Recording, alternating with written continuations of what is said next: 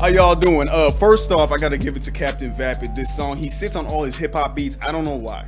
I don't know why, but I appreciate y'all tuning in. This is Real with O'Neal. This is the first live show, and I am here with my guest, Leilani. She is a social activist. How you doing, Leilani? We actually met at a little event. At the Say Their Names. What is it called? Memorial. Clyde Warren Park. You know, and we met there, and what you were saying necessarily wasn't, it moved me, but it wasn't necessarily what you said, it's how you said it. You know, there was a sense of urgency in what you were saying, and that's something that resonated with me personally, because I know that, and this is what the show is going to be about, y'all, is that I understand with the protesting, and of course that comes with sometimes with the rioting and the movements and things like that, Black Lives Matter, and it's great. It's fantastic. But at the same time, what are we doing? What's next? You know, we state that these are our demands. We state that these are our expectations, but at the end of the day, it never happens. So in your own opinion, Leilani, I just need to understand from a social activist perspective, what do you see that's lacking in the Black Lives Matter movement in terms of being able to actually get to those demands that we state that we want from the Black community? Okay. It's a lot of talking and not enough action, honestly. I would say this. We always say no justice, no peace, but to really be serious about that, no justice, no peace, meaning when we don't get justice, y'all don't get to sleep. You don't get to feel comfortable, because I don't feel comfortable, because my life is at stake, because there is a problem. And that's what I was saying when you said it was a sense of urgency in my tone when I spoke. Very much so. I watched, there had to be a couple hundred people in that line alone to go through the memorial. That memorial didn't touch everybody the same way. I cried the first time I went through. The second time I still cried. I knew a lot of those, the parents, the siblings, of the people that were murdered there. I've fought for many of them. I came back from St. Louis from the year anniversary of Mike Brown's death to come back to Dallas, and Christian Taylor had been killed. Mm-hmm. And I had to go straight to Arlington to deal with Christian Taylor being murdered. And I went to Christian Taylor's funeral. I just sat down 2 weeks ago and ate and kicked it with Mike Brown Sr. Sandra Bland's sister is my friend. I met her when I was in Chicago speaking on a panel. They hit a little bit harder, and this is, to me, I just saw a sign and it said, it said, no police, no peace. This shit irked my spirit. It irked my spirit. Oh, you saw the billboard. Yes, I met off of 75. The billboard. And it's a Black man on the billboard. Of course it is. And I'm so tired of us always feeling like, and we don't even realize we are clearly being used. You're being used. That shit don't faze me, because our skinfolk ain't kinfolk. I don't give a damn, because they decided to use you. Facts. And your Black ass is a problem. Right. Because if we talk about Harriet Tubman, we talk about all the people that we feel like are leaders, but I don't hang with people that Harriet Tubman would have shot. Right. You know what I'm saying? She say that Absolutely. She freed the slave, and she could have freed so many more if they only knew that they were slaves. How many times does she have to tell people, no, you don't get to go back. The only way you going back is in a box. Absolutely. Because you put my safety at stake. And I wanted everybody to understand that we have to be serious about this no justice, no peace. Right. Because all they do is give us little bitty crumbs. We get the Amber Geigers that get 10 years, and okay, well, I mean, she got some time. Mm-hmm, it's fine. Mm-hmm. You know what I'm saying? We have the Jordan Edwards and the 15 years, and we like, well, I mean, it's okay. Mm-hmm. We're not even worried about the fact that they can get probation, they can get this, they can get that. That's not real justice. It's not. And when we get complacent, that's it. Right. The shit happens again. It continues to go and continues to go. And it's a sense of urgency, because if we don't do something now, my child is not going to be a hashtag. That's not even an option. Right. And I want other people to feel the same way. Don't wait till it's your baby. Right. Do it now. Right. No, I like that you said that, because this is what I've seen specifically on the opposition, conservatives, or, the Blue Lives Matter, whatever the hell that even means. I've never seen the blue life in my life. I never seen one. I wish y'all would tell me. I've been waiting. You know I what? want to meet the avatars. Thank you. I've been You feel trying me? for a long time. You man. have Where are they at? You have an occupation that you chose to have. That's and you not can your. leave at any time and get another job. You can't choose. I can't change my skin color. Nope. And guess what? Those black officers, they can't change their skin color either. Nope. That's why when they get in their car, they still get pulled over by officers. But yet, you know. But you know what? That's a different story. but you know, the opposition always states that, you know, like you stated, you know, some of these officers, you know, they might be, you know, they get the 10 years or they get the 50, even though the probation, yada, yada, yada. But I think they don't really understand that the frustration with the police is not necessarily in that, you know, whenever I saw George Floyd being murdered on the street, I wasn't frustrated necessarily at that police officer. I was frustrated with the system allowing that to continue to happen. That's what we talk about when we say no justice, no peace. This is not a you know, a battle against individual police officers. This is a battle against the justice system. It's not a one bad apple situation. And that's the thing that they try to... That doesn't exist. You know, it's a one bad apple. And I'm like, won't one bad apple spoil a bunch, though? Which is the whole phrase. They always stop it there. What's one bad apple? I'm like, oh, so y'all using this like you use Bible verses. Oh, this verse fits you, but the rest of the passage, had you just went a little bit further, you would see that it would hit you a little harder than that.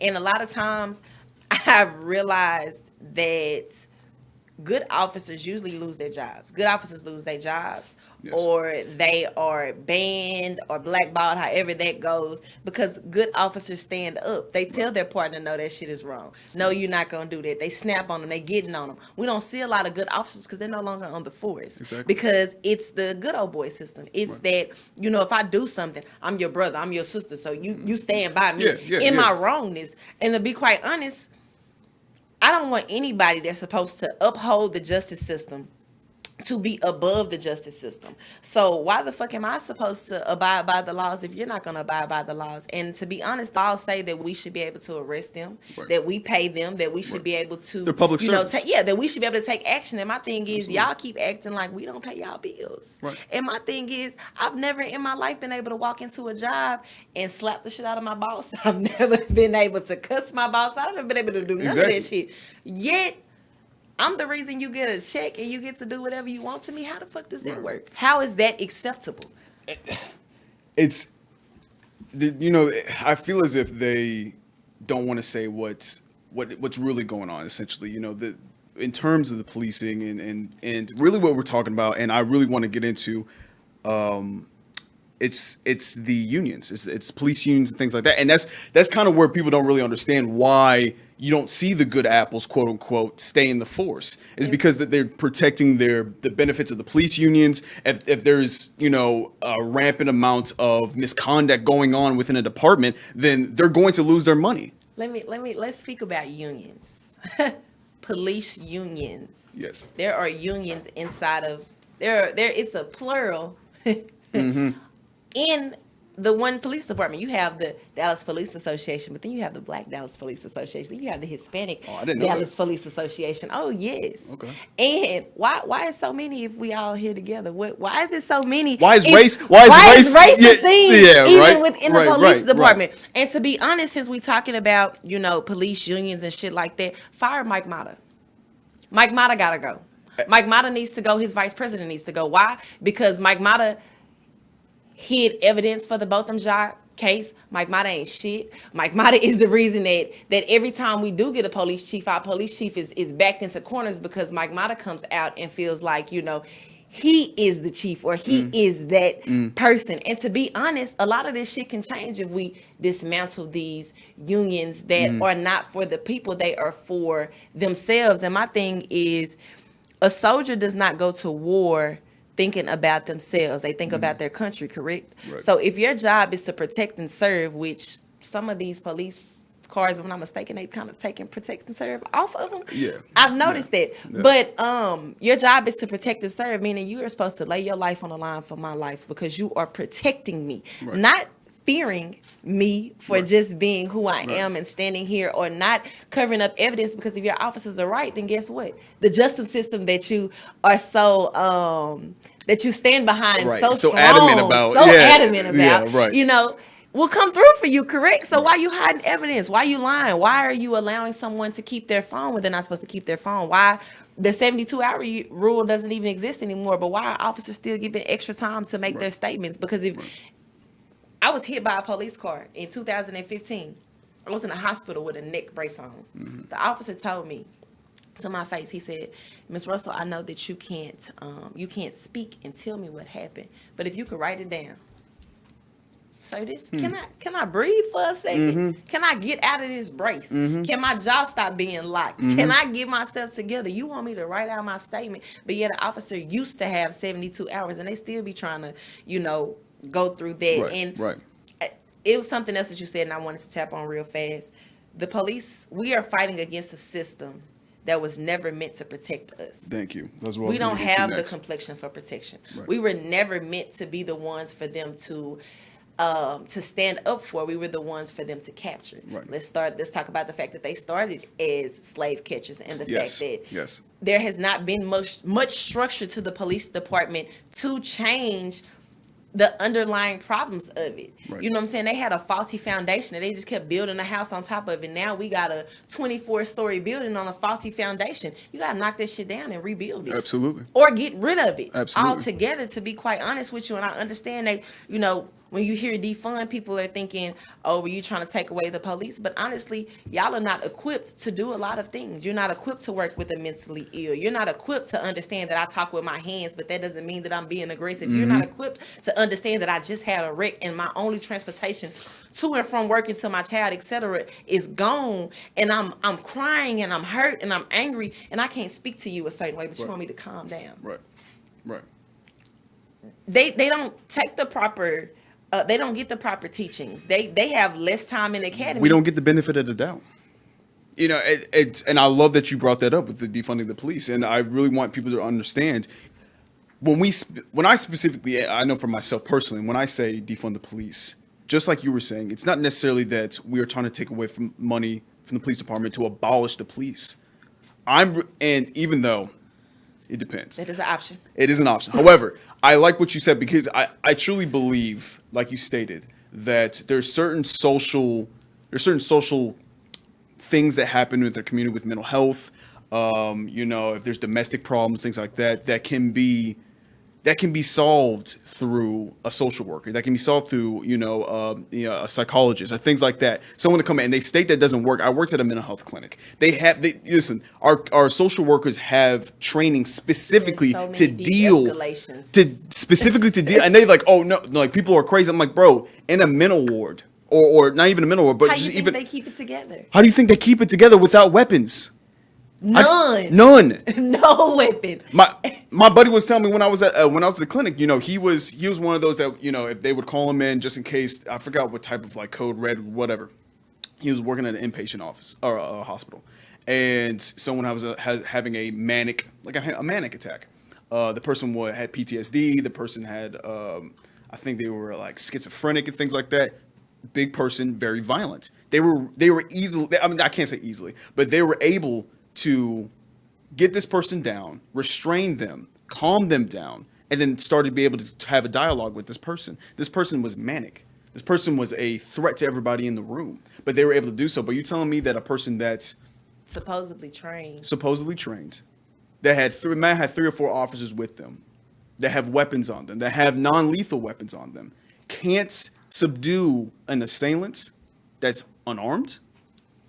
How is that even possible? And then we have to go into how they view us. They view us to be so strong. Even our children are viewed as threats. Trayvon Martin, Tamir Rice. Tamir Rice is prime example. Tamir Rice was 12 years old. When we saw that video, the country was literally split in 2 halves. People were like, well, they asked him. And a lot of us were looking at that was like, did you see how fast they got out and killed that boy? They executed him. A toy? They executed him in public. A toy. Yeah. And my thing is, we don't know what the audio said, but I can only imagine. I remember looking at that video, and they stopped and asked the question or something, and he showed it. And they jumped out and shot him. Or it was something like that. It was really quick. And I'm like, just think about that. So let me just think of how this could have went. Let's say they could have said, "We heard you had a gun on you," or where's the weapon? All he did was show it. All he did was show it. You asked the question, and I'm giving you the answer to the question in which you asked, but yet I still get murdered. Right. And why has his family got nothing? Or what about the fact when Corinne Gaines was killed, they shot her son, and he was like 2 years old? What threat was this child? Who snatches a baby away from a mother? Who they look at our children when there was a documentary that actually just came out this weekend, but when black women go to the hospital and they try to act like our pain is really not our pain and we're fine. Yeah. Oh, you don't need that pain medicine. Oh, you don't need that. You know, so many, man, I have a story my own, but so many black women get to doctors and they tell them that there's nothing wrong with them when there is something wrong with them, and they racism. Are going with that. And they look at us to be so strong, and it's a fear just for me I'm 5'2", 145 pounds. Now, I ain't gonna lie to you. I can do a little work. You can scrap. But you know what I'm saying? I ain't no punk out here. Right. But the same. But against a gun, what am I gonna do? You could lay me down with a 22. Against 3 grown men? I mean, even for what am I supposed to, like? Let me tell you, when I was 22 years old, 2 officers body slammed me twice. They threw me in the middle of the street. I was having an asthma attack, and I was trying to pump my inhaler, and he was like, move, and I remember not being able to breathe, and I remember the officer taking me, 2 of them. They slung me so hard, and I hit the ground, and the wind knocked out of me, and I still reached for my, man, that strength came from God, I'm telling you. Right. I reached for my inhaler, I tried to breathe it again. 2 more officers picked me up, slung me in a crowd, and the second time I got thrown, my friend picked me up and carried me to the side of the street. And I'm just like, at what point did 2 grown men look at me, and then I was smaller, right, to even say, yeah, she's so much of a threat, she can't breathe right now, right, and we gonna toss her like that? They see us as so strong, so they feel like already off top they gotta jump at us a certain way. That's how you can have a white man that comes out with a semi-automatic weapon and shoot up some people and walk past the police with his gun. Then they make it all the way home. They might even feed you. What? Dylan Roof, you might get a little Burger King if you're lucky. Mm-hmm. But you mean to tell me that a man can walk past you after he done shot some people? He walking right past y'all, get in his car, go to a whole nother city to his house. He don't even live here. He went home. You went home. And then you gonna knock on his door and say, was that you last night we had saw? I think you murdered some people. You shot a couple of people, fam. I remember. Right. I had seen, and I wasn't sure until I had seen it on the camera later on, but did you shoot some people? Mm-hmm. All right, come here real fast. We're gonna go and put you in the back seat. It's okay. We don't know how long you're gonna be here. Don't trip. Right. We're gonna put some good pictures out. We seen you was painting and stuff. But that's the thing. let's not mince words. I mean, the police are just publicly sanctioned paramilitary group. They're a publicly sanctioned military group that pretty much makes sure that the divide between black and brown people and white people stay segregated. You know what, though? You know, the military are supposed to protect American people. The military is not supposed to come out on American soil and go against American people. Like Tell that to 45, though. Oh, 45 using them like G.I. Joes. Hey, we playing out here. Say, you can go here. Right. But you are not supposed to go against the people that you are fucking protecting. What the fuck sense does this make? And you mean to tell me these people mad because they dying in the street? So you gonna bring out some tanks and say, hey, I know you scared of losing your life, but if you keep fighting, we're going to take your life for sure. Now, it might be a possibility you could lose your life out here if you don't speak up, but now that you're speaking up, we definitely going to kill you. Right. What? Right. This shit is so fucking crazy, and then they have to keep explaining this shit and keep explaining it to people that look like you, because ignorance is truly bliss. People want to live in a world where they can trust in the justice system. They can trust in, all of these things around them. And to be honest, as soon as that shit hit them that they really can't, and they can't live their life like white people might be able to live their lives, that shit hit hard. And then you got to sit over here and realize, damn, they really don't care about me. And they don't understand that there's a psychological effect that happens on the black and brown community. They want to know why, we say fuck the police. They want to know why that we've been constantly stating the same thing since the 60s, same thing since the 50s and the 40s, is because we have never been given a chance to even trust the police department. We have been never given that chance.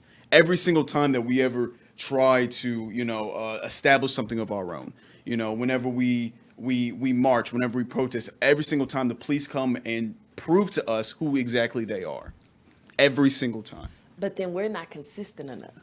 And they can bank on the fact that we're not consistent enough. That's why it was such a sense of urgency in my voice, because I would say my grandmother, my mother dropped the ball. My grandmother's generation, my grandfather's generation, my grandmother, my mother and my father's generation, they dropped the ball. Right. Because when our leaders like Martin Luther King, Malcolm X, and when they died, people love to talk about Martin Luther King and they love to talk about integration, but they don't even want to talk about the fact that Martin Luther King knew that shit was a bad idea. In his final days, what actually got him killed was not him bringing us together, was him understanding that actually we were better by ourselves. He said, I feel like we're going to run integration, but I feel like we're integrating into a burning building. Yep. And when he said that, he was making a statement to let you know, like, say they want to teach us they shit. They want to take away from us, and they are not going to give us exactly what it is that we need. Right. We can't go into this. Right. That man was not killed by that shot. No. That man was killed. They strangled him in the hospital. The doctor went in there and strangled that man. Yes. The government killed Martin Luther King. The government killed Malcolm X.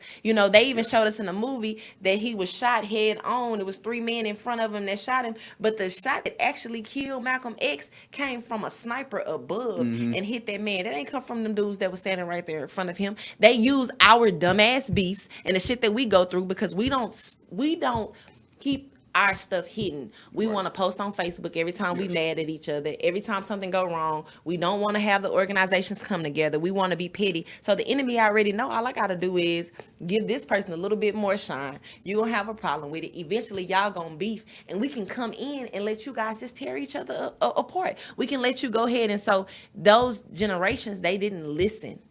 And so they said, well, we got what Martin Luther King asked for us to get, so we good at this point. We ain't living his dream. They were getting the crappiest fucking books. They still were getting trash stuff. In Texas, it's not even taught that we were slaves. It's taught that we were indentured servants, which the definition of that is like you paying off a debt, or you're like basically, like y'all working together. Right, it wasn't that bad. Right. So, I mean, it's a lot, and we can't let up. Mm-hmm. It always has to be somebody. You need the ground people. You need the people in office. Every step of the way, has to be, and we have to be able to understand that everybody has a role, and we got to work it together. I appreciate that. That's why I really wanted you on. When you spoke, you talked about the multifaceted organizations, or how the multifaceted organization need to be. The cooperation that needs to be had to actually really push our agenda and our narrative. I appreciate you, Leilani. Hey, real quick before you leave, drop your social media for the people real quick. All right. So now you guys can follow me on Facebook at Lele Marie. That's LELE space space Marie MARIE. And my Instagram is loving_this_life1. Instagram. I'll put it in the comments. It's all good. But thank y'all. Thank you so much for having me. I really appreciate it. Of course. I appreciate you. All right. So real quick, y'all, what I want to do on these live shows, am I still going? Am I live? Perfect. Is I want to show some of the artistry in the city. I love politics, but I also love music. So this is one of my homeboys, Freddie B. Necessary. It's dope. It's political activism in its finest. Check it out, y'all.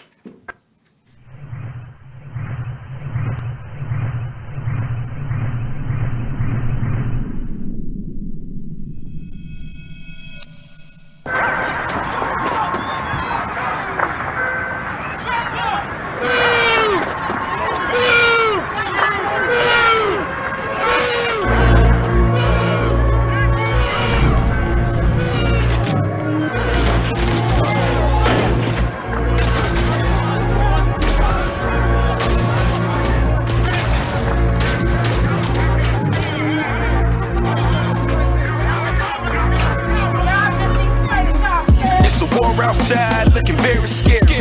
Get money, any means necessary. If the world gon' end, that mean I need to hurry. Get money, any means necessary. If I die today, mama, don't worry. Get money, any means necessary.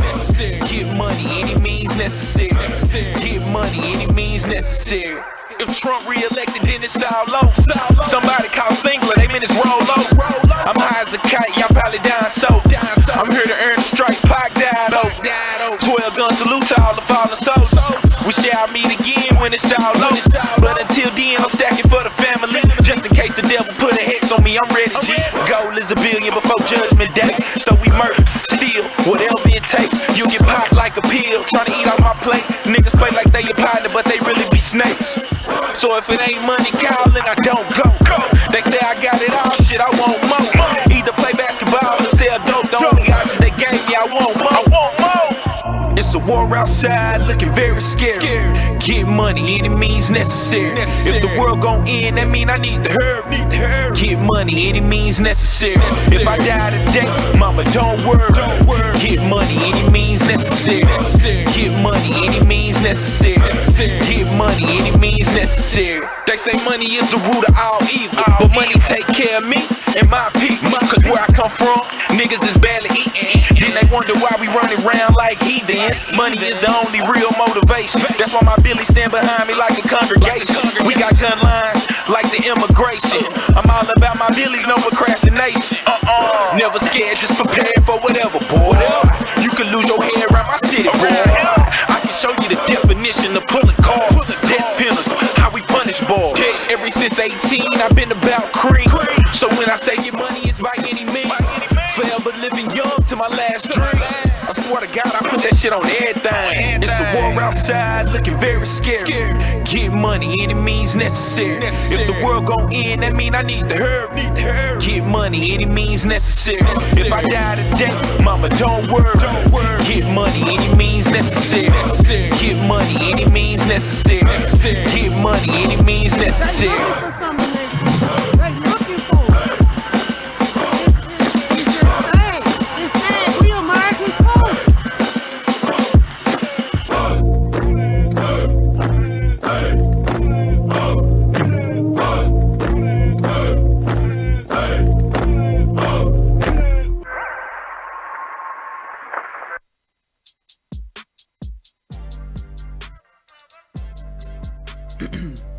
And welcome back, y'all. This is Real with O'Neal, the first live episode. I mean, if y'all were here for the first 30 minutes, it was incredible. That was Leilani. She was a social activist. She's still around here. She's going to be at pretty much every organization, every protest, every march. She's there, man. It's dope. But I'm here with another special guest, criminal defense lawyer, community activist, and former city council candidate, Calvin Johnson. How you doing, sir? Man, what's up? What's up? How you doing? I'm man? doing excellent, man. I love it because we met actually in a different show on Power 214. Shout out to Misa. And it was the Soul Sisters. Yeah, Soul Sisters Radio. Sisters, yes. And I was, man, like you were dropping so many bombs, bro. I had to sit back and just listen. I just had to sit back and listen because you had so much insight on, of course, you know, with Leilani, it's more the front line. You know, the social activism and out in the streets, what you kind of see in the media, but you're in the backfield. You're the one who's actually trying to organize. You're actually one that, okay, that's great, but this is what we actually need to do. This is how we actually be efficient with our narrative and efficient with our agenda. Exactly. I have a little bit more of a measured approach. I'm analytical because I'm a lawyer, but also, you know, coming from where I come from, I grew up in Dixon Circle in South Dallas. Shout out to Dixon. Hey, turn up. I always try to tell people, but what I learned from being on the streets, and that's a tough neighborhood, you got to watch the room first. Right.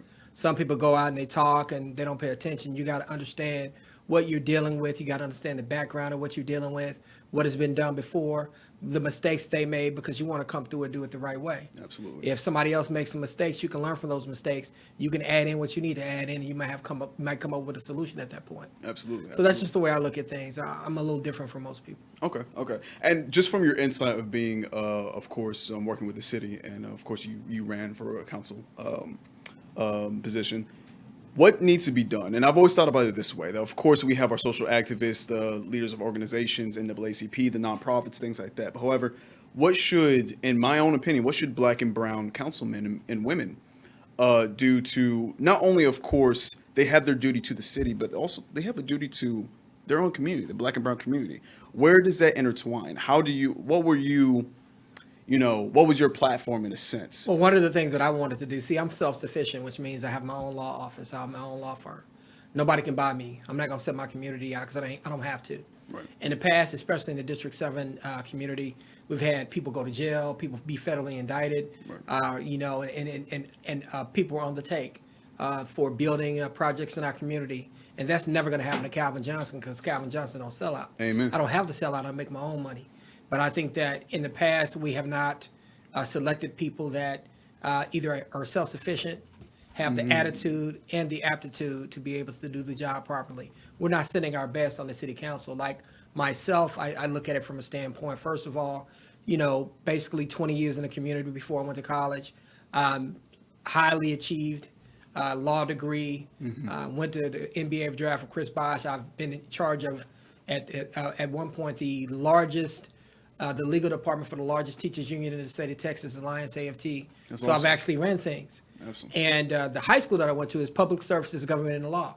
So when you look at it and you look back at all of that, I'm the perfect person that needs to be in there doing what we got to do right now. And then when you look at it, we're going to talk about police relations because that's what everybody's talking about right now. Right. The police and how can we develop better relationships. Well, I'm a criminal defense lawyer. Coming from where I grew up from, I understand the crime side. And also, in being a criminal defense lawyer, I understand the other side as well. So there's no better person that's going to be able to deal with that like I would deal with it. And that's what I try to impart to other people. I think it's my time. I mean, don't get me wrong. There are going to be people that come behind me. There are people that are before me. But right now is my time. Right. So, in your own definition of what defunding the police is, this rally cry almost has kind of sparked up across the city, or excuse me, across the nation. Unfortunately, it's been kind of muddled and muddied in my own I'll opinion. explain it to you. Go ahead. Horrible way to frame your argument. When I say the people saying defund the police, I think that's the term itself was a horrible way to frame that. The verbiage wasn't right. The verbiage is horrible. I mean, it's the worst verbiage I've ever seen. I'm just being real with you. The worst verbiage I've ever seen for a movement to try to do something my entire life. It's not going to happen that way. Now, you can still do it, and you can still shift the money, but don't call it that because you have to understand, like even in Dallas, you have to understand in Dallas, and we talk about Dallas, I'm going to keep it real with you. Right. There's not enough money on my side of the city to tell the other people on the other side of the city what they're going to do about their police. It ain't going to happen. How you going to defund something when you ain't funded in the first place? Let's be real. So you don't own enough property, businesses, or capital to defund the police. So think about what you're saying. So you shouldn't even use that as a phrase. The other thing I try to tell people, now, if there's defund the police around other states and other cities, that's for them. Dallas's problem is Dallas's problem. Right. And we got to recognize what we're dealing with. Right. So if you're going to go and try to tell Dallas to defund their police, ain't going to happen because I'm going to tell you why. We're not funding enough of the police to begin with our tax dollars. We don't have enough, like I said, businesses, capital, or property to actually control that argument. So you have to be smart about it. Call it something else. My question for you then, what's your opinion on former police chief Renee Hall? I actually liked her. Okay. I actually liked her. And I'm going to tell you something. She can't please everybody. Right. And I'm no fool. She has a job to do. Right. But I think that she, at times, made some mistakes. I ain't going to lie. She made a lot of mistakes. She did. But at the same time, I thought that she had somewhat of an open door. And see, I'm a smart enough man to know. If they're pushing somebody out, just wait till the next thing comes in. That thing that comes after this thing is going to be that thing. See, I understand that. See, some people don't. Some people celebrating her being up out of here. Nah, there's a lot of stuff going on behind the scenes that people are not really talking about. So if you state that the verbiage of defunding the police isn't correct, which I agree with you, reallocation of police resources? Yes. Actually, what I would say is invest in the community. Period. Reinvest in the community. Okay. Use that. And then if you have to pull some of their money out, then you pull some of their money out. And I even got a better idea.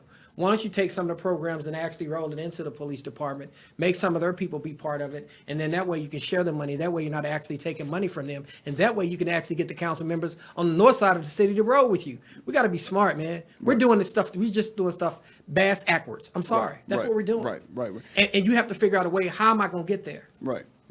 It's all marketing purposes. And I always kind of thought, and that's why I really want to have this conversation specifically with you, because, and we talked about it outside when we from our other show, exactly what needs to be done in terms of outside of protesting, outside of marching, outside of being on social media. It's all great. It's all PR. It's our market. But we have the attention of the world. We have the attention of the city. We have the attention of the mayor. So what is the next step in terms of getting these I call them black demands or black expectations? You saying that we need to put more money into, the community. Is that at a public level? Is that at a private level? Is it both? Do we that's the biggest thing. Do we lean on our actual representatives, or do we lean on privatization of a lot of our businesses or our land and things like that to accumulate the wealth? You lean on both because right now is a time we need to strike. People are saying Black Lives Matter, show me the money. And the reason why I always try to tell people is like this, right? Property owners and business owners make the rules, right? Mm-hmm. Renters and employees are victims of the rules. That's just how it is. I try to tell people that, and they go like, "Oh man, it's not that simple." Yeah, it's that simple. They're always going to make rules that benefit them. Those rules are not there to benefit you. Right. Those rules are there to make sure that they get and get done and get out of what they're trying to get out of you, and that they get their rent on time. And those are the things that are going to happen. Damn, what's happening in your life. Right. So if you're not going to become an owner of property or a business, then you're spinning your wheels. Money talks, bullshit runs a marathon, like Nino Brown said. I mean, I watch Music City all the time. Right. Like I've watched it like 41 times. Right. Don't even ask me how it happens. Right. But it does. BS runs a marathon. Because at the end of the day, if you're not a property owner or business owner, you're just a victim of the rules that the business owner and the property owners make. So in Dallas, when you look at South Dallas right now, a lot of it's barren. And the biggest problem we have in South Dallas right now is you have a lot of absentee landowners, and we don't have enough African-American businesses to sustain ourselves. So we're always going to somebody else to ask them for something. Right. Ergo, so when you get somebody on your city council, somebody on the outside is paying that person's campaign expenses. They're telling that person what to do instead of his own community telling them what to do, because they don't have the money and the resources to support him. So it's essentially the lack of black commerce and being able to fund our own, like black banking, or having certain departments or things like that. The circulation of wealth, which has been a problem. We've talked, and I feel like, and I'm a student of history. I love history, and it's frustrating, at least for myself, because I'm reading back in 1960s or 1950s and 40s. And we're saying the same thing. There's no circulation of wealth. There was at one point, we almost got to that point, but then of course the 70s, 80s, and 90s just eviscerated any kinds of accumulation of wealth in the black community. How do we get that circulation pumped up? How do we pump that money in again? Well, we got to start using a lot of the money in our own communities. And I think that's starting to happen again. Black folks are starting to spend with black folks, or the minority community, black and brown people are starting to spend more with black and brown. The Hispanics do a better job of that than we do. I'm just going to call it what it is. True. But we got to understand that we have to start spending our money in our own communities. They don't understand, like, if as even as civil lawyers, I have some friends that do civil law. And if you go and get a white lawyer as opposed to a black lawyer that can give you the same results, if there's a $20 million lawsuit, you just took $10 million worth of capital and took it out of your own community. That $10 million in the community will be able to let that person give somebody jobs, donate to the football team that they're doing, donate computers to a school. We got to start being smart about circulating our money in our own communities. And we talk black and white and brown, but just even as a community as a whole, at least spend the money in the community if you can spend it in the community. That's what it comes down to. And if we don't start doing that, you can't get people to respect you. Because you don't, at the end of the day. And they'll just over police you. Yeah, they'll just over police you. And if you're a business owner and you're a property owner and you're saying something, then it's different because you're paying for most of it. See, you don't become a victim at that point. When you start you get your finances in order, you become less of a victim. Like I said before, owners of businesses and owners of property make the rules. The people that work for them and the people that rent for them are victims of those rules. So how do we combat gentrification, like in North Oak Cliff? Tati and I, she's photography right now. What's up, Tati? We've driven through North Oak Cliff, and it frustrates me. And I understand progress. Don't get me wrong. And just to put it on the record, like, I am not an anti-capitalist. I will never say I'm not. but I understand that the historical basis upon what our capitalism has been brought up on is racist. So, obviously, 1 + 1 = 2. You have racism that's intertwined with capitalism. Your capitalism is going to be racist. And so, with gentrification with North Oak Cliff, what I was seeing is, I'll be honest with you, I was seeing a bunch of young liberal white people that were buying up property, and they're gonna, of course, the value is going to increase. It's going to make people more not be able to live there anymore that have historically been there. How do you combat that? Well, you got to be smart. You can't have your city council people selling you out. That's why I go back to what? Remember what I said to you. If you're a self-sufficient city council person, when somebody tries to bribe you, you don't take the money. Because you can do it on your own. You don't have to sell your community out. We have to start getting more, competent, financially competent people and financially self-sufficient people to lead us that won't sell us out. I'll give you an example. Do you know what one of the most successful African-American communities in the city was 60, 70 years ago? In Dallas? Yeah. Do you know what Uptown is? Yeah. That was all black. Wow. It was 100% black. I didn't know that. That was 100% black. And I actually own a place over there. I own a place in South Dallas as well. But it was 100% black, called the State Thomas Historical District. When did it change? Let me tell you what happened. We start selling out. They start buying all the property. Matter of fact, it's crazy because the Williams, the guy who owns Hiawatha Williams, his family owns property over there. And then I try to understand, I try to tell people. We had a block party over there about 15 years ago. And because I knew the history of the neighborhood, because my father had actually took me over there before. Okay. When I was younger, when I was real little. Right. And there was a black lady. Because now, of course, the community is all white. Right. We had a block party. And there was this old black lady sitting at the end of the street at a table. I was like, I'm going to talk to her. So, of course. So I'm sitting down talking to her, and 3 hours later, right? Yeah, right. Because she gonna keep. Yeah. She used to run a boarding home, and Ray Charles used to have to stay in her house because they would not let African American artists stay at the hotels in Dallas. Of course. So she ran a boarding home, and all of the stars, all of the blues stars, all of the jazz stars came and stayed at her house. And she told me the history of the community over there. And it was a great community, but as years went on, people started selling their property out. They started selling. There was a lot recently that a family back in 1954 a black family paid $16,000 for this particular lot.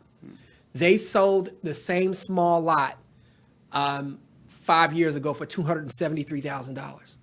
Just a lot, nothing on it. That's crazy.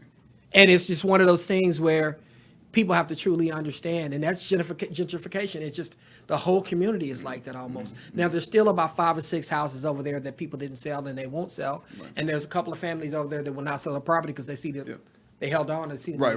You see those nice modern homes, and then you see the one home that, of course, has probably been there for a couple years. Oh yeah, I see. Like that $16,000 lot, a guy put $1 million house on it. Right. That's Jesus Christ, man. You know what I'm saying? So it's one of those things where I understand the game. You got to understand history, and a lot of people, even some of the young people that are activists, some of them they'll know the history. As I'm glad when Lele was here, we gonna call her Lele. When she was here, I'm glad it made me smile that she understood history. Yeah. That she understood the history of how things worked in Dallas. Right. Because a lot of us will be activists and not understand that. Right. Like I know the history because I've been taught. Right. Lee Bilal, who actually posted about it on my Facebook today, was one of the wealthiest African-American landowners in South Dallas and Oak Cliff. Right. He owned about $8 million worth of property. He owned the Forest Theater. He was the one of the first African-American police officers post World War II in Dallas. Wow. In addition to that, he was a mechanic for the Tuskegee Airmen. Wow. And so he was just like an OG, and I ended up working for him on some code violations in this business, my second year practicing law. And he just mentored me, and he just gave me the game. And I say gave me the game. Being around somebody like that for 3 years, you learn how to move, you learn how to talk, you understand mindsets. He gave me some of the history in Dallas.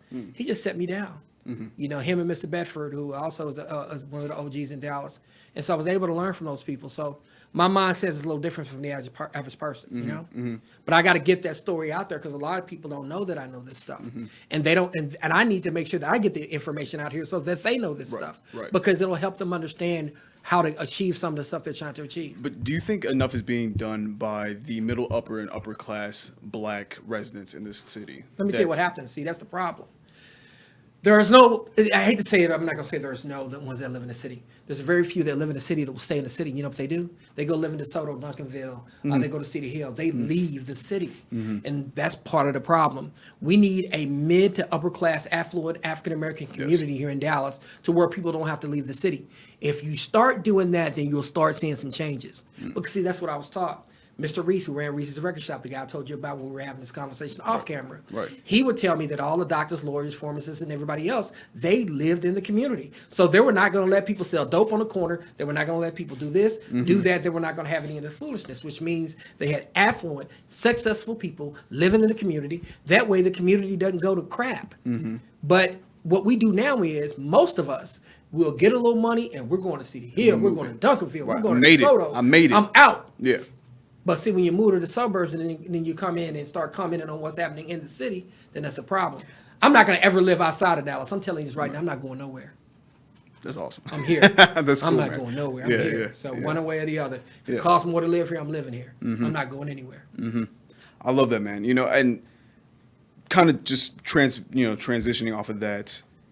What would you like to see then from these protests? Me and Tati have been at multiple protests. I'm agitated by them, and when I say I'm agitated by them, because I see a lot of positive. I see a lot of positive energy. I see a lot of people want to make change, but I think they need to be a little bit more organized. You need to go after the people who can give you what you seek. Right. It's good to protest and go down to the police station all the time. What do we seek? But what do you seek? Matter of fact, you just ran chief off. I mean, you're not going anywhere. They can't give you. That was the biggest, and now, you know, that's funny you said that, because I said that was one of the biggest results off of the protests in Dallas, and all that. That's all it did. It ran around the building. But now you're right. They're gonna bring a bulldog in to clean it up, and they're not gonna like the bulldog. I'll give you an example. I want you to think about this, right? There was Trump came to town, 8-9 weeks ago? Yeah. $600K a plate, right? He didn't invite who? The chief, the DA, and the sheriff. Yeah. Think about this. So all of a sudden, our police chief is out of here. Yeah. Now, he didn't invite those people that are in power in law enforcement that were African American to his dinner. $600,000 a plate. Right. I want you to think about who you think was at that $600,000 plate dinner. Food don't taste that good. Nah. Look, my grandmother from East Texas, she cooked one of the greatest cooks of all time. Don't get me wrong, for real. My grandfather met her at a cafe in East Texas, and he married her after he had her food. Right. But $600,000 plate? Yeah. Think about it. I bet you, whoever was at that dinner, I bet that's going to be our next police chief. See, that's what they don't understand. Man, you're absolutely right, too. So check this out. If you're not invited to the table, then you're probably part of the meal. One more time for them in the back. I don't think they heard it. If you're not invited to the dinner, then you're probably part of the meal. They don't understand that. See, you got to have people that think. Right. And it's not just about me being an educated guy. The street taught me a lot. I'm gonna be real with you. I had guys that used to sell dope on the corner tell me not to do what they're doing. Right. I had very deep conversations with about 2 or 3 guys that broke down to me why it was a bad decision to do what they were doing. I had one guy who knew he was wrong doing what he was doing. He told me, he said, man, don't do what I'm doing. Right. He said, don't ever do what I'm doing. I'm going to tell you why. He broke it down to me of why eventually it was going to get him caught up. And he knew it. Mm-hmm. And I considered that guy to be a smart guy. Mm-hmm. But when he told me what he told me, I listened to him. See, some people think that growing up in the hood and the community is a bad thing. Dixon Circle taught me a lot. Bunton taught me a lot. They taught me things that I won't fall victim to, that most people who have not seen the streets, have not seen the hood, have not seen the downtrodden, have not dealt with drugs, they're going to fall victim to that. I'll never fall victim to that because I've seen it. I know what's going to happen. I know how that ends. Right. So you have to take that positive and turn it, that negative and turn it into a positive. Absolutely. And that's what I've been able to do. That's why I'm a criminal defense lawyer. I ain't gonna lie, man, I have a certain sense of power knowing I'm a lawyer. Mm-hmm. When a cop roll up on me, he just can't do me and treat me any kind of way because of what I do. Right. You know, I love that. I think that kind of leadership is so rare right now because it's so, and we talked about this, first time we met, it's very young dominated. Which isn't necessarily a bad thing, but like you said, it's a lot of misguided energy, a lot of misguided ambition. And you're absolutely right. I think that, as these protests wind down, there's still some going on, of course, in Portland and everything, but they've turned into something that's not even what the original narrative was. Yeah. I just want everyone to understand that we need to actually know what our demands are. Yeah. You can be angry, but be angry with a purpose. Be angry with the tools you need, and talk to people like Calvin who know how the game works. I personally, I don't know how I can go. I can get a bunch of my friends out there. I can blast on social media, and I can get 100+ people out there on the streets. But then I wouldn't know what to do with it. I wouldn't know exactly what to, okay, this is what we actually need to be doing. So, I appreciate you, Calvin, coming on here and really explaining to everybody that there needs to be an organized riot, in a sense. Not riot in physical, just an organized energy to be able to get what exactly we are seeking from our city. And I try to tell people all the time, sometimes people say, I'll call it sometimes organized chaos. Right. Sometimes you got to be smart about it. Right. Organized confusion, you got to be smart about it. You Right. got to understand what you're doing. Right. You got to use the fact that you are going to protest to get some of the things that you need. Right. But you got to go and target. To me, it's like this. It's this simple. Target 3 things that we want the most, and at every protest, talk about them. Right. And figure out who can give us those 3 things we want. Right. That's what I'm about. That's why I hadn't been out there with everybody, because I'm like, I'm not randomly protesting nothing. Right. Tell me what we're going in here for. Right. Tell me what we're trying to get. And can these people that we're going at give us what we want? If you can't answer those questions, yes, then get away from me. But if we do, will you be on the front lines with us? I will be. Facts. But see, I like that's that. the thing too. We got to really, really, really, really be smart. Right. No, this is serious, and I try to tell people when we think about police brutality. I know a lot of officers. I know a lot of officers that do it for the right reasons. Right. But at the same time, I've been victim of being profiled before. I went for a walk one day and I almost ended bad. Like seriously. Right. Like, Another it was hashtag. really bad. Yeah. Exactly. And I'm a lawyer, and I was a lawyer at the time that I went for this walk. Right. And that's why I try to tell people. Some people don't understand. Like, for me, it's serious. Like, for example, they brought up the situation that happened in McKinney where the officer swung the 16-year-old girl. At the pool party? Like you can't sling. You slang my daughter like that. I'm gonna get you. Right. I know people like, you gonna get the police. Yeah. Yes. You sling my daughter, I'm getting you. Yes. That's just how I am. They would, I'm wired do the same thing. You would do the same thing for your own kin. That's what I'm saying. And see, I'm kind of wired differently. Like, if you do my daughter like that, either I get you or I go crazy. So I got to get you because you can't do that to my daughter. Right. That's just the way I look at it. And people don't understand that. Right. And whether you're white, brown, or black, you have a daughter. If somebody did your daughter like that, I don't expect you to take it. I ain't taking it either. That's just how I am. Facts. And I'm just being real. But at the same time, we got to be careful. Nipsey Hussle said, we have to be careful about how we respond to disrespect. And what he said in that is that sometimes we get so angry when we get disrespected that we're so aggressive that we stop thinking. Right. It's emotional response. It's an emotional response. And then on top of that, you're so emotional that it becomes revenge instead of results. And that's what he said in that song. It's a song called Perfect 10. And he says it, and then I understand what he's talking about. Right. And like, some people don't understand that, like I do. I'm gonna listen. I don't think I've heard it. Yeah, a lot of people haven't. That's why, like, people talk about Nipsey and they get on him because he had died, and everybody was. I was on him 2 years before he passed away. Right. I worked out to his music every day. Right. And I listened to him, and I went back and watched every interview he did before he died. Yeah. And the reason he caught me is because he showed some respect in a video called "The Midas Touch." It's a situation. Let me tell the story right. Like, touched my heart like big time. There's an old guy, Slauson Bruce, that sweeps up at his shopping center. Swept up his shopping center for 13 years, washed the windows, did everything for Nipsey, always did the little odd jobs. So Slauson Bruce is pushing his buggy, and Nipsey's driving by this Maybach. He said, "What's up, Bruce?" And he said, "What's up, Nip?" And then Nip goes, "Neighbor." Then he goes, "Hood." Yeah. And that's their little thing they do. Yeah. So they start laughing, and he said, "What you got today, Bruce? What's up?" He's like, "Man, do my daily chores. Yeah. I'm gonna wash the windows. I'm gonna sweep the parking lot. Right. I'm gonna keep it pushing." Right. And so Nipsey pulls off. Then Nipsey goes, "Wait a minute." He backs up. He said, "Hey, Bruce, get your butt in the car." Yeah. So Bruce gets in the car. He takes Bruce to get a haircut Yeah.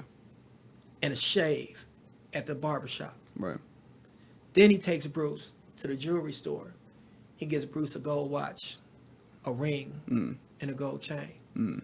Then he takes Bruce to get a manicure and a pedicure. Then he takes Bruce to get a massage. Then he takes Bruce to Beverly Hills and buys him a Tom Ford suit Right. and some ballet shoes. Then he takes Bruce to the Oceanair and gets him dinner. Right. Then at the end, he takes Bruce to the strip club and let him throw a little money as an old man. Right. But the whole thing about that was the reason why it touched my heart, because at the end of the video, he says, Bruce, for your services, you know, you've been providing services to the community, service to my company. He said, you don't have to live on the streets anymore. We're gonna put you in an apartment. You poured all money in right now, so you ain't gotta worry about bills. You ain't gotta worry about nothing no more. Nice. I saw that man do that for that old man.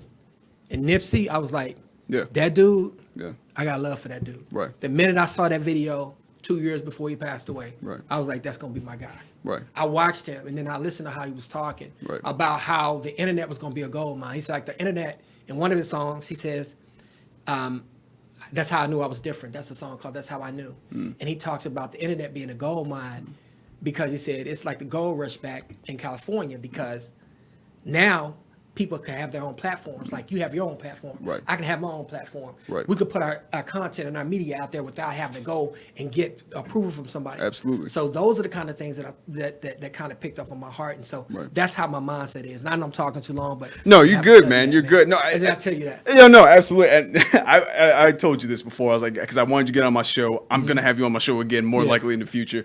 Man, I appreciate you, Kelvin. I really do, man. You know, and just kind of reiterate, guys, exactly what you're watching this. What the theme of this video is you know, let's organize our anger. Yeah. Let's organize our frustration. Let's organize our energy. You know, now is the time, really, since we have the ear of the world, not just the United States, but the world. There's Black Lives Matter protests across the globe. Exactly. We need to know what we want, our demands and our expectations of the people that are supposed to be serving us. Exactly. So thanks, guys. I appreciate it. This is Real with O'Neal. Calvin, I appreciate them. Let them know how they can follow you, where they can come get you. What's up? Okay, my email is attorney@calvindjohnson@gmail.com. You can Facebook friend me. Hell yeah. You'll see the yellow sign, or you'll see me holding a sign standing on the corner of, Yes, sir. of Malcolm X and Elsie Fahey holding a sign. Your posts are lit too, by the way, on Facebook. Man. Love it. I'll be giving it to them. I don't play around. I'll be calling them out. Hell yeah. Because you know what? I work for myself, and I ain't got to worry about getting fired because I'm an owner, right? Man. I'm an owner, not a renter. Man, OG, I'm not let's an go, owner, I'm an bro. owner, not an employee. Yes, See, sir. that's what I'm talking about. Yes, See, sir. when you own your own stuff and you run your own stuff, you can say what you got to say, and you ain't got to BS nobody. That's beautiful. That's beautiful, man. I appreciate it, Calvin. You can find us on Real with O'Neal on all social media. RealWithO'Neal.com is where this video will also be at. YouTube channel and everything else. Excuse me. I appreciate it, guys. This is Real with O'Neal.